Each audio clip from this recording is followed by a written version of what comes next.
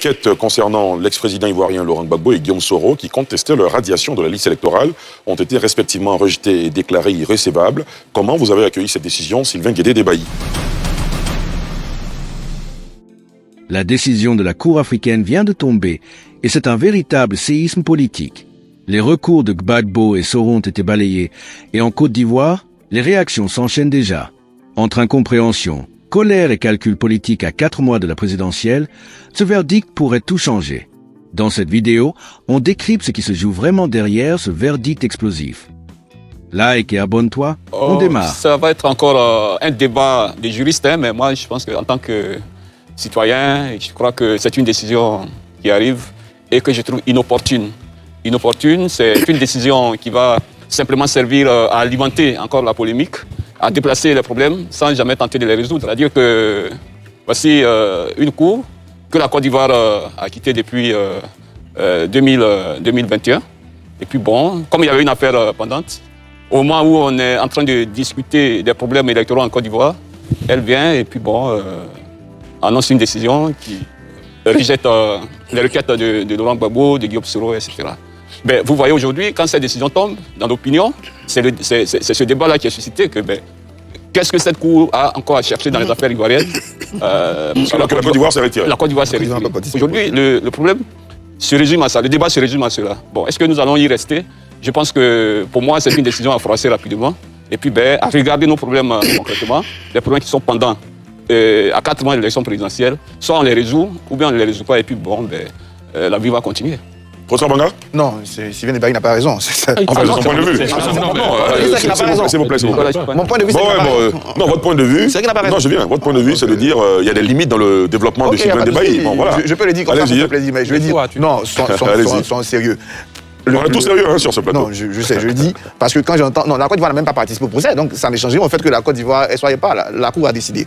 Aujourd'hui, la Cour a tué tout ce qu'il y a de légal dans le discours des pro-Gbagbo et des pro-Soro. Comment? Le seul truc qu'ils avaient de légal jusque-là, c'était invoquer la Cour. En ce moment-là, quand il n'y a même pas 2 semaines, ils en parlaient, la Côte d'Ivoire n'y était pas, mais ils en parlaient. Donc, c'était leur argument juridique, de dire la Cour africaine a recommandé qu'on nous mette sur la liste. Maintenant, quand la Cour africaine vient leur dire, en fait, on ne va pas vous mettre, il n'y a pas le droit, ils disent non, la Côte d'Ivoire. En fait, c'est toujours ça qui est vilain en Côte d'Ivoire. Avoir des réactions en fonction du résultat, c'est pas juste. La même Cour qu'ils ont invoquée ici il y a 2 semaines, en fait, ils n'ont plus d'arguments juridiques. Sur le plan juridique, c'est terminé. C'est-à-dire à l'interne, ils ont épuisé tout ce qu'il y a de juridique. À l'externe, ils ont épuisé aussi ce qu'il y a de juridique.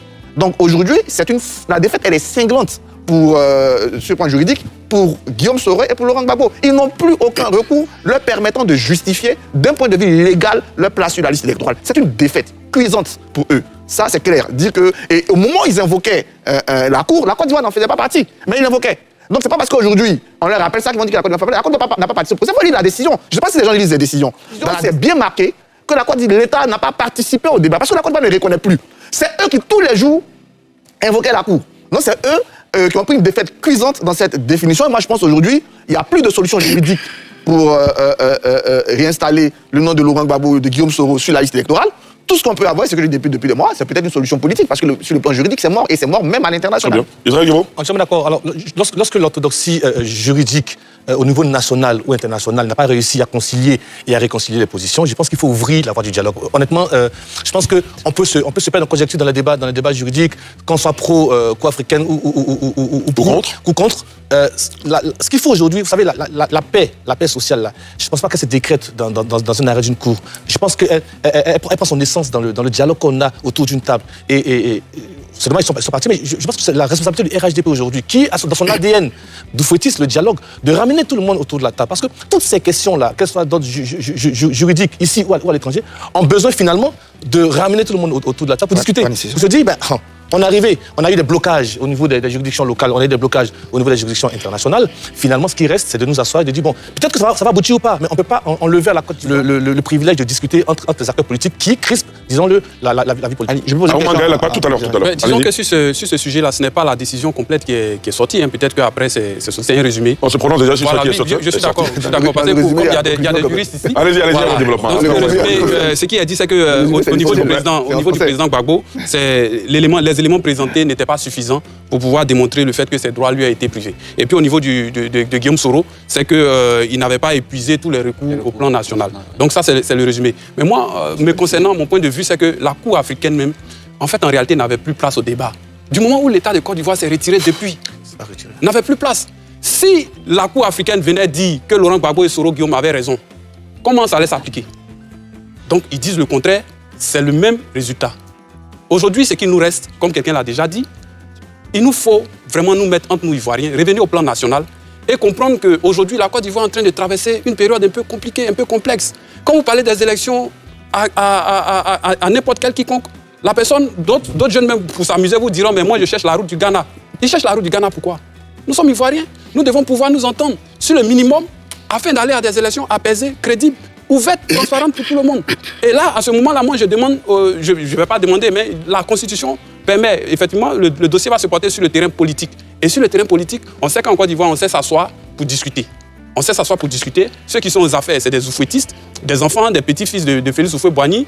Les autres, même ceux qui ne sont pas de Félix Houphouët-Boigny, nous sommes tous Ivoiriens. On doit pouvoir s'asseoir pour discuter. Discuter sur quoi? Sur comment ramener la paix dans ce pays-là. Parce qu'aujourd'hui, il faut qu'on le reconnaisse, on est quand même dans une certaine crise. Je le dis, une crise pré-électorale. Il ne faut pas qu'on tombe dans une crise électorale et une crise post-électorale. Alors en ce moment-là, il faut que, je pense peut-être qu'il reste encore, il y a l'article 66 de la Constitution qui est là, qui permet au président de la République de gracier les gens. Moi je le reconnais, et certains le diront ici.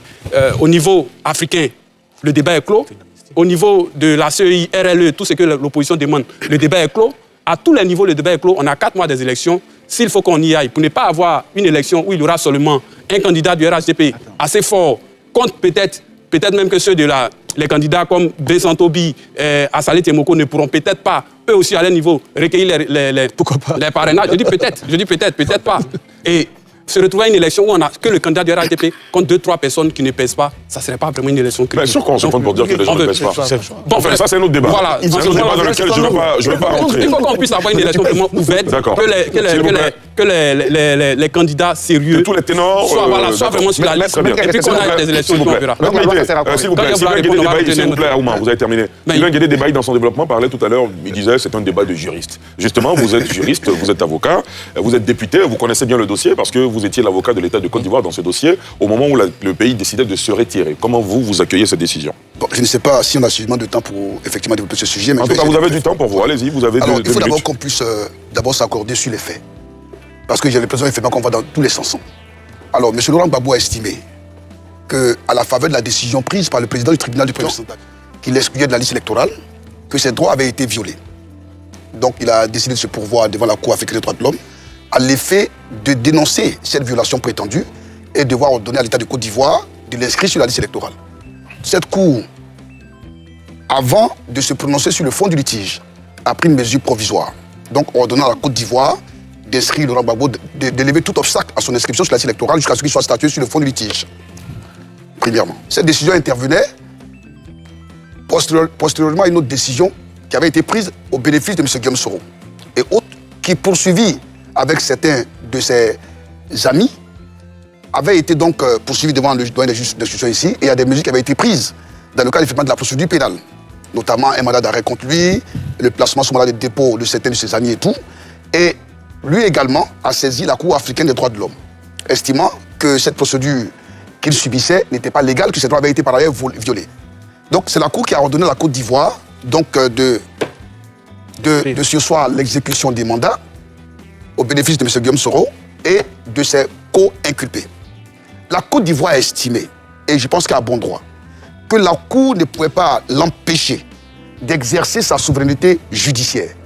Et la Cour, par ailleurs, non, j'en viens, si vous permettez un peu. La Côte d'Ivoire a estimé que cette Cour, les décisions qui sont prises par cette Cour ne pouvaient pas lui être imposées. Parce que, véritablement, la Cour africaine des droits de l'homme n'est pas comme la CCJA, la Cour de justice, la CCJA, la Cour commune de justice et d'arbitrage.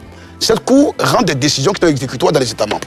Pour le cas de la Cour africaine des droits de l'homme, il appartient à l'État de domestiquer la décision. C'est ce que le président de la CEI dit toujours. Lorsque la Cour africaine des droits de l'homme prend une décision, l'État concerné doit accepter d'exécuter la décision, ce qui ressort. Doit d'abord, préalablement, c'est une condition pour l'exécution de la décision. Doit, c'est un devoir, c'est pas une condition. Non, doit, faculté. Ou à le choix? À le choix. Non, il a dit doit. Non, justement, doit préalablement. Doit, ça ramène au devoir. Non, doit préalablement. Voilà. Non, Ou c'est la phrase continue, j'ai allez-y. le mot. La Côte d'Ivoire doit préalablement accepter de domestiquer la décision. C'est la seule condition pour que cette décision soit exécutée. C'est ce que j'ai dit. C'est-à-dire que c'est ça, c'est pas effectivement une obligation dans ce sens. Vous disiez droit, il y a une Non, obligation. mais c'est pas comme ça. Monsieur, S'il vous plaît. D'accord, terminez, Maître Meïté. autrement dit, si vous voulez bien, si la Côte d'Ivoire entend ne pas exécuter la décision, elle n'est pas en marge de la loi. Parce qu'aucune obligation ne peut lui être faite d'exécuter forcément la décision. Cela relève effectivement des instances de l'Union africaine, du moins de l'Union africaine et tout. Mais ce que je voudrais dire, sur la base de cet incident, la Côte d'Ivoire a décidé de retirer sa déclaration de compétences. Et c'était en ce moment, après le retrait de cette déclaration de compétences, que la décision de Laurent Gbagbo est intervenue. En faveur de M. Gbagbo est intervenue.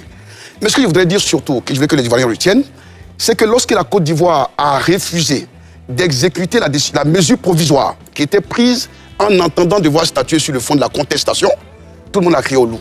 La Côte d'Ivoire est dans l'illégalité. Mais question, si la Côte d'Ivoire avait exécuté l'une quelconque de ces décisions, qu'à ce jour, avec la décision qui a été prise, où en serions-nous? Donc la logique aurait voulu qu'à ce jour, si M. Laurent Gbagbo avait été en exécution de la mesure provisoire, aujourd'hui il aurait fallu l'y extraire. Comprenez?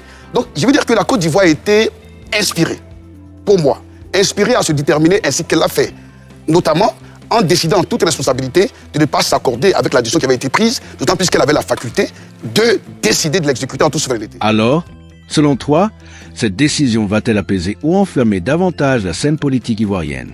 Dis-le en commentaire, ton avis compte vraiment. Partage aussi la vidéo autour de toi pour que le débat reste ouvert et constructif. On se retrouve très vite pour un nouveau décryptage.